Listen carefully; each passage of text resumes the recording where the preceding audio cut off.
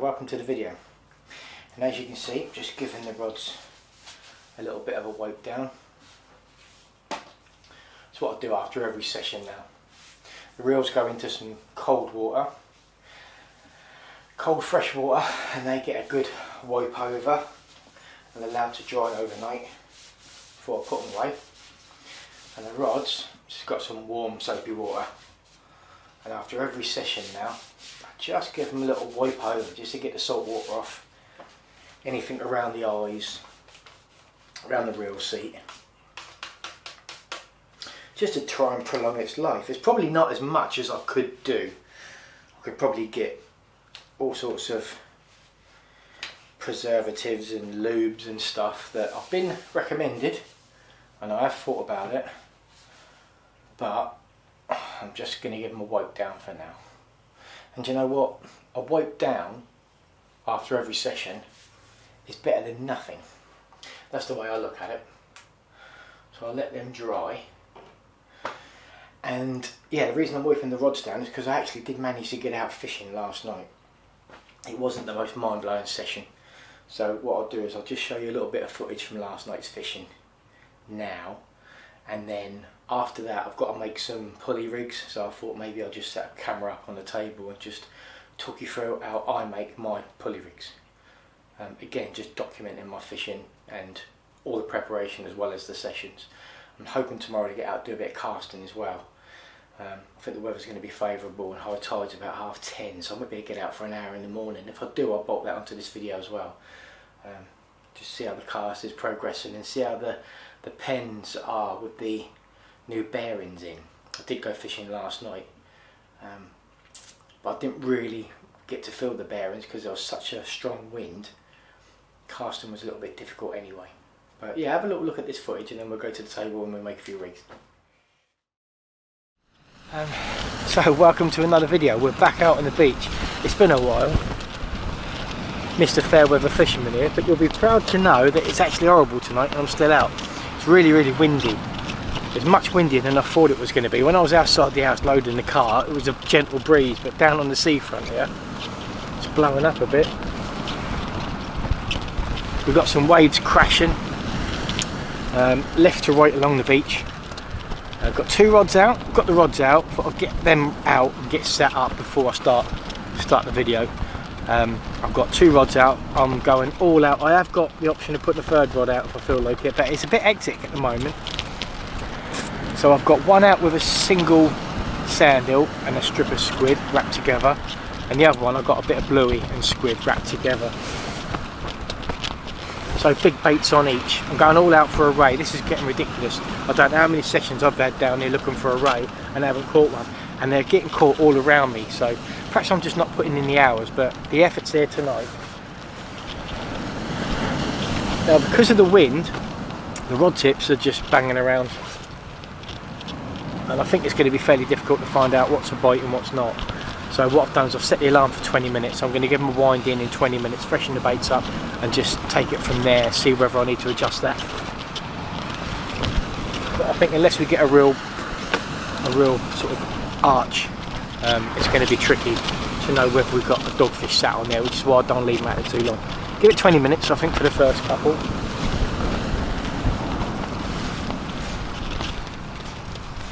We have company. Quite difficult to cast as well with the side wind. It's awkward. I've got new bearings in that pen, but I daren't wind it up just in case.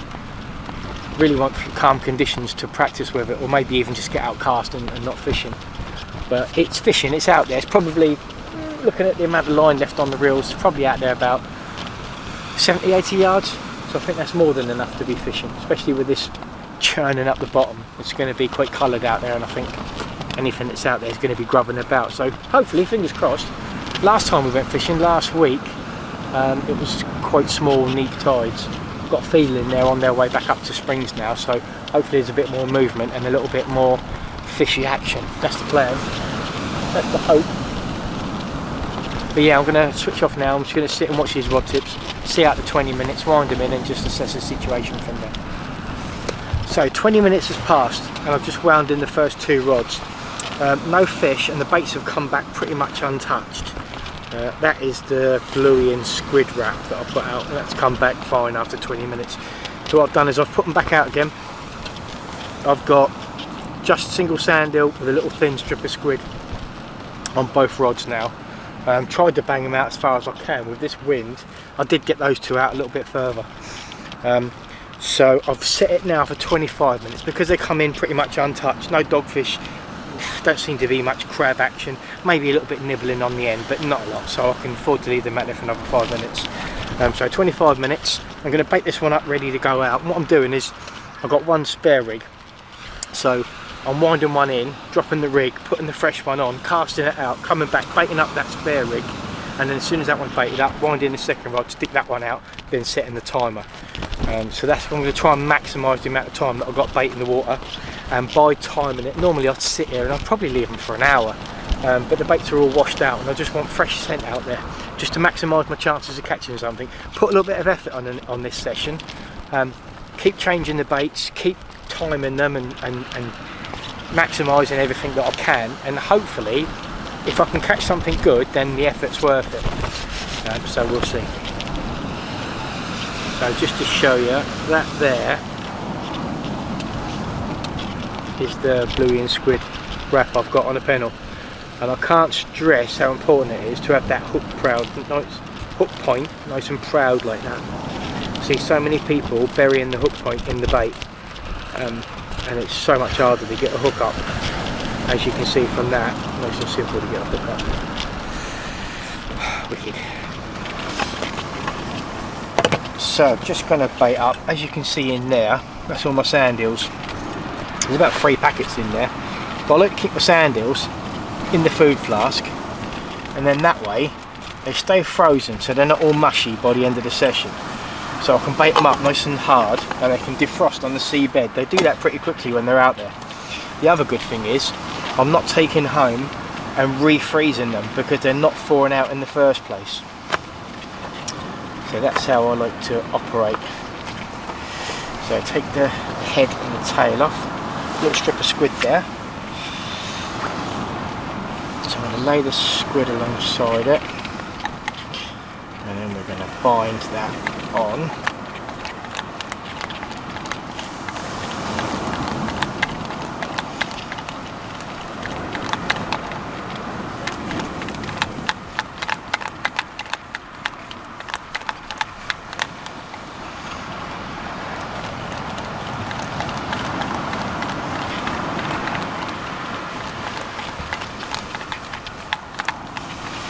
And then that is my strip of squid bound to my sand eel.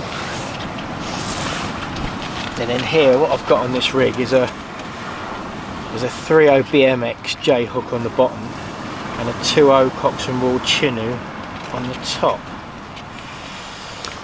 So I'm going to stick the J hook in the sand eel, just nicked in so it stays nice and proud. Continue to bind that hook to the bait, keeping that hook point nice and proud. I've got about 5 or 4 minutes left of the 20 minutes. By the time I've cast the rod out, got the second rod in, baited up and put it out, the first rod's probably been out there for 5 minutes.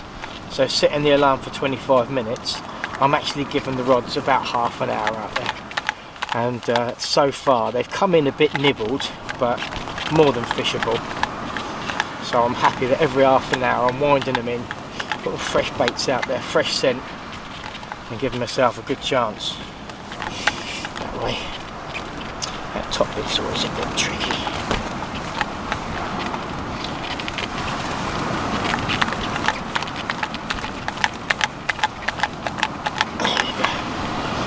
Getting plenty of bait elastic around the eye of the hook there, so it doesn't come unravelled and the bait doesn't move. Now that Chinook can go on the top of that sand eel. A bit of tubing on there, so that there is nice and proud, that bottom hook. and so is the top hook. That's perfect. Single sand eel, strip of squid down one side, and that's ready to go out. So we're a couple of hours in, and we have beaten the blank, but it's bloody whiting on that pennant. That weren't supposed to happen. That's supposed to be a ray. Dogfish are a little conger maybe, but not a whiting. These aren't going to be around for much longer, hopefully.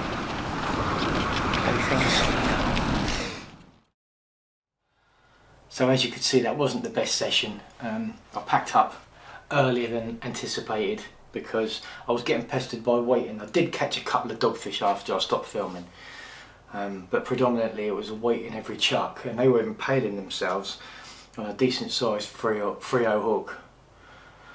And I just didn't know when they were getting on. Because of the wind blowing the rod tips, I wasn't sure whether they might have got on that hook within sort of 4 or 5 minutes of casting out. And then when I'm fishing to the clock and I'm winding in after 25-30 minutes, that's 20 to 25 minutes that I'm not fishing effectively because I've got a whiting on the hook. So I just thought it was a complete waste of time. So I packed up early, but hopefully the weather sorts itself out soon, because it is March now and we can get out and do some proper fishing. But what I'm going to do now is I'm going to make one of my pulley rigs. It's probably the same as everyone else's pulley rigs, but I've got to make one, so I just thought I'd add one to this video and show you what I do. Components wise, really simple, and again probably the same as you.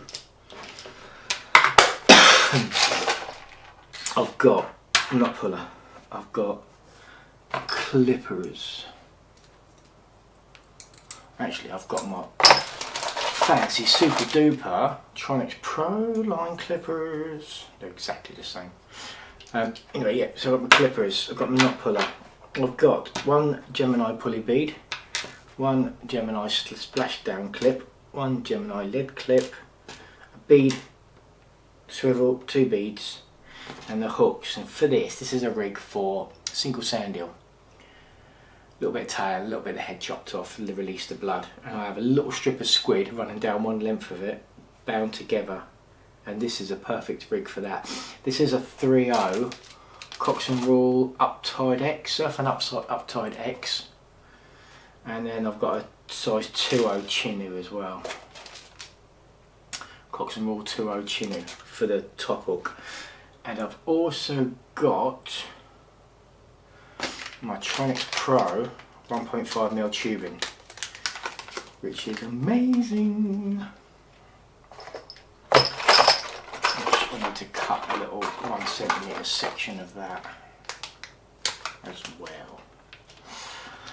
So first things first, I've got a £50 rig body, £30 snood.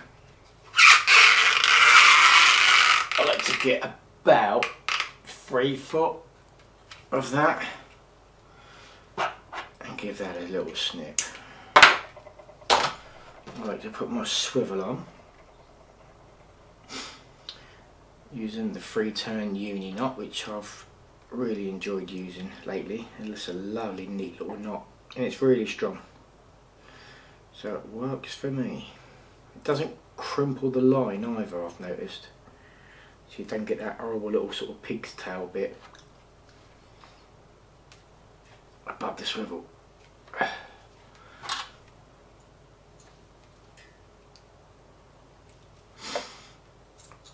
we go. Nice and neat. Snip that off. Now what we're going to do then is I'm going to put on bead, pulley bead, bead, and then I'm going to tie on the Gemini clip using the same knot. 1, 2, get away with 3 turns on thicker lines.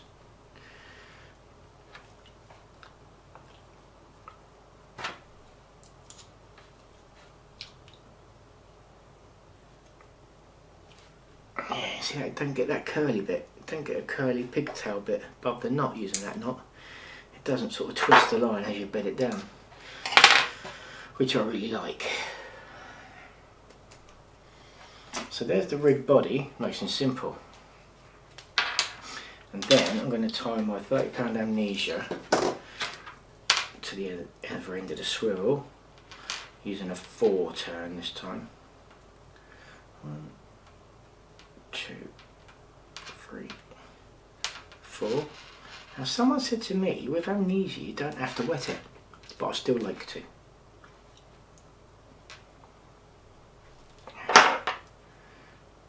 Yeah, that's a superb knot, look at that. And then what I'm going to do is I'm going to follow that down parallel, and we're going to have that just shorter than the rig body itself.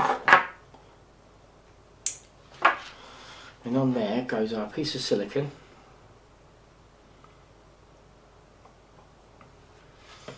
our chinu, and we go in through the front of the eye and then tie the hook on using that 4 turn uni knot. 1, 2, 3, 4.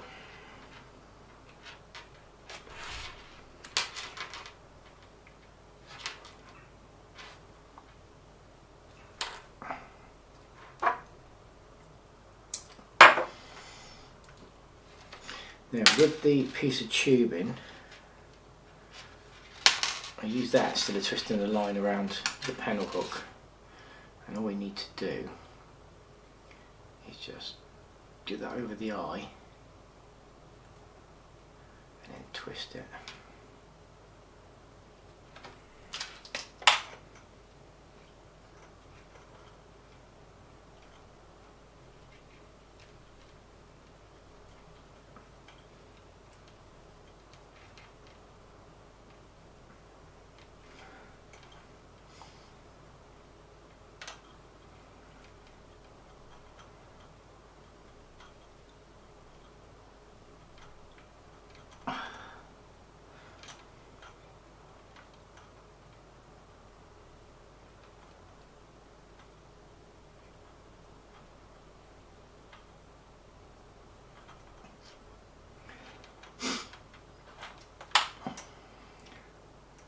Now I like to have that half and half over the eye, and that way there's a good bit of tension there without it being all flat, and that is so sharp.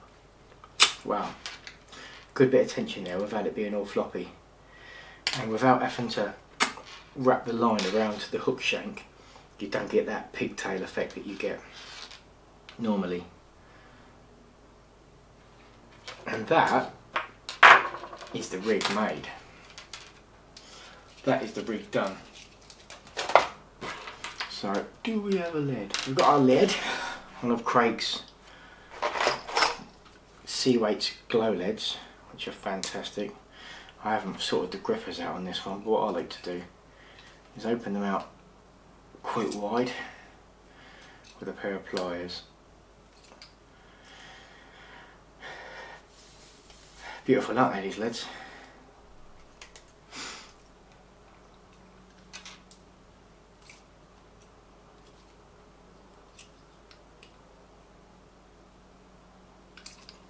And once they're down, look at that, beautiful. I like to take them a little bit further and then put a little bit of one of them in.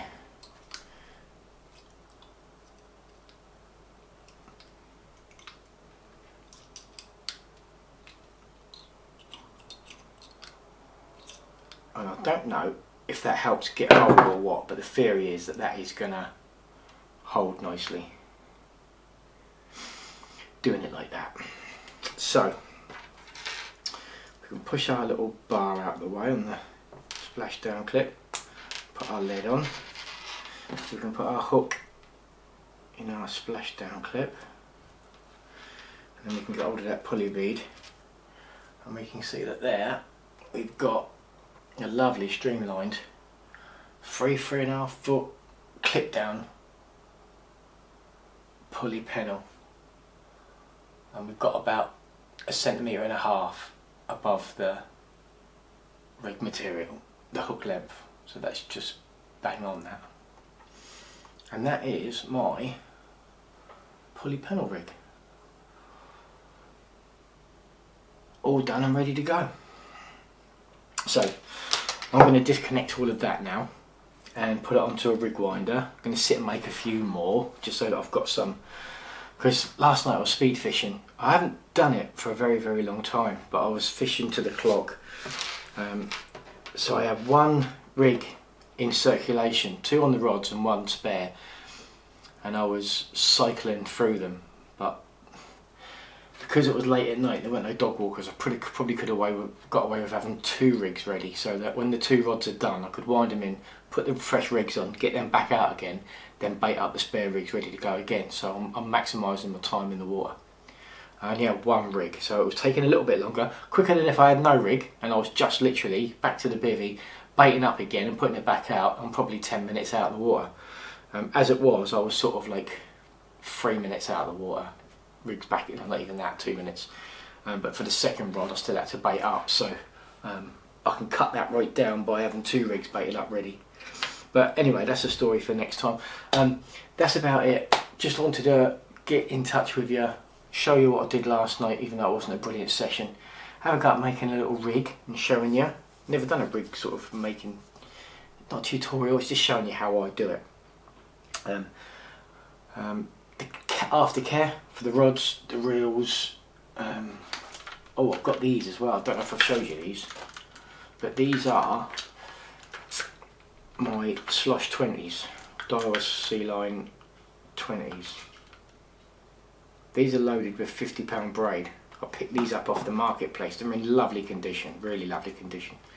And these are going to be matched with my Ugly Stik 7-foots for when I'm out on the Sib this year. So that's exciting. I was looking for a pair of multiplier reels to go with them rods, and I've got them now.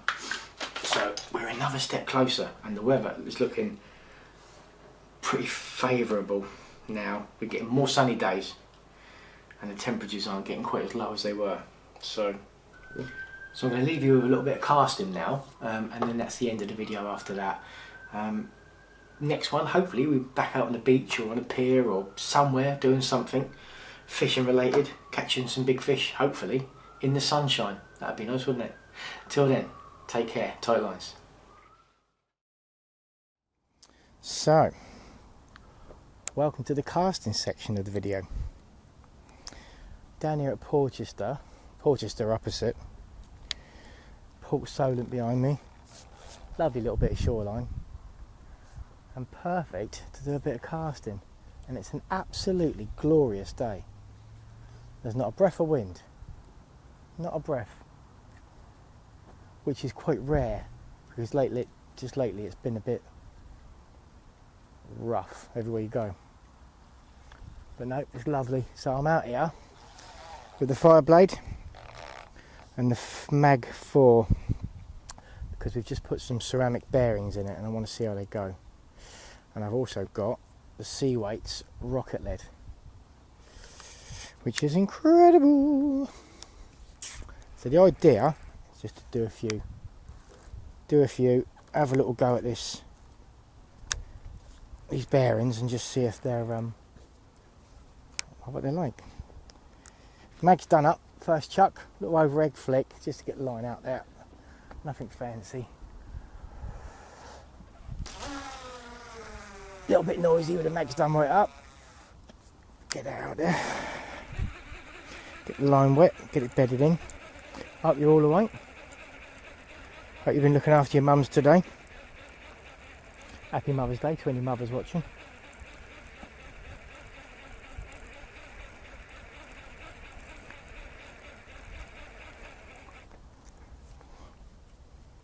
Real felt loosing. Oh, and we got caught in a bit of weed. Yeah, what a perfect day. It's been overcast. It's been a bit rainy this morning, but right now it's dry.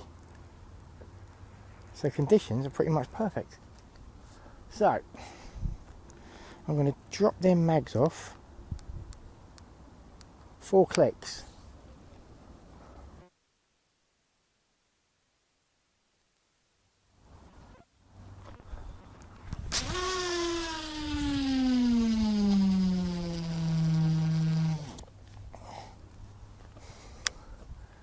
Wow.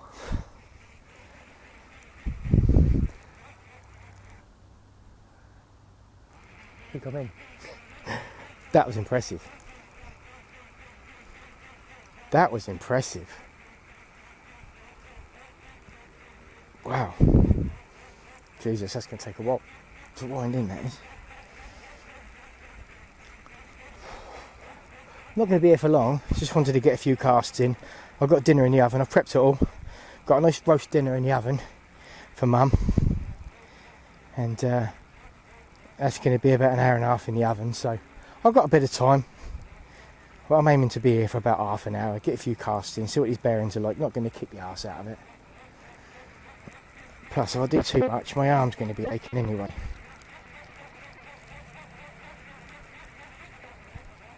But that went out a long way. For me, for my standards, I'm not a big hitter. I've never been a big caster. I've never been able to cast a long way. And it's just nice that, I don't know, it's not me. I'm the same me. But it's got to be the advancements in technology, in tackle technology. The rod, the reel, the lead, and maybe doing a little bit of research online just to have a look at techniques and stuff. But I think that's about it.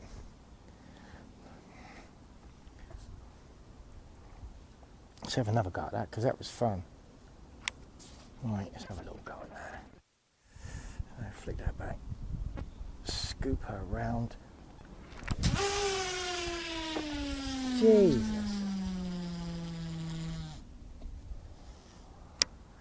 That's a long way out.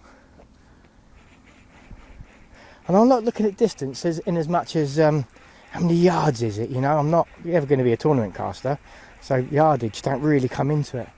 But it's a case of having it in your armoury, and that's something that I've never had before. I've always had that sort of like 70, 80, 90 yards off the beach with a rig, and that's about as far as I can cast. And if the fish are any further than that, people around me are catching by casting out sort of 120, 130 yards, and I can't reach it, then I'm at a disadvantage. A lot of times the fish are a lot closer in than that, as we know, but it's nice to have it in your armoury so that if they are a little bit further out, if it is quiet and nothing's happening, I can put one out that little bit further and just see if they are just sitting just a little bit off the back of where I would normally be fishing.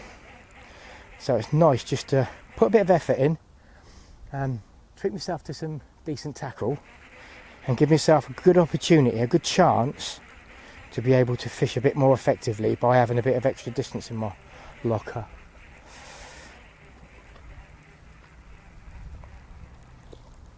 Right, I do apologise, Craig, but that weight's getting knocked about a bit by the rocks down there. So what I'm going to do, I'm going to put the camera behind me now. Right, back again. Right, what do I want to do with this one now? 2 more clicks off the mag.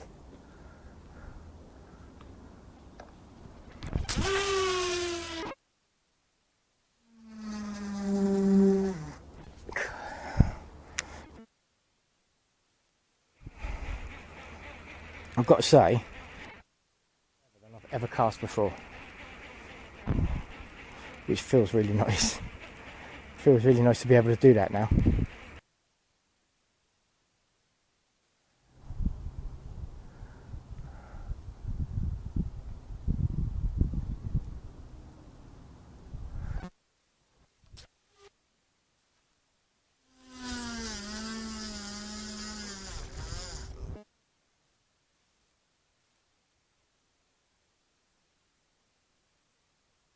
And I just want to accommodate for that bit of that rig and a bit of bait, so stick an extra ounce on when it's a bit more lifelike, if you like.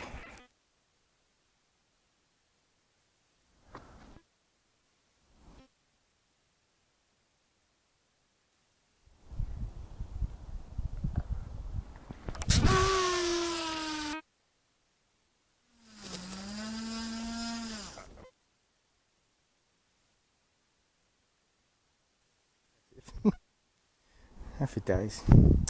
Right, so I'm going to take winding this back in again. You guys, farewell. Thanks for watching the video. A little bit of fishing, wasn't the greatest fishing. A little bit of rig making, a little bit of messing around in the kitchen, and a little bit of casting down here. So hopefully we've put a little bit of content together to make an interesting watch.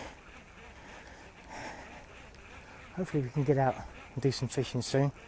Someone stopped by when I got here and gave me a little few worms, so I'm going to put them in some fresh paper, and if I can get out maybe tomorrow night, Sunday today, so if I can get out Monday evening or Tuesday evening, I could put a little flapper rod out perhaps with some worm on, see if we can get a late dab.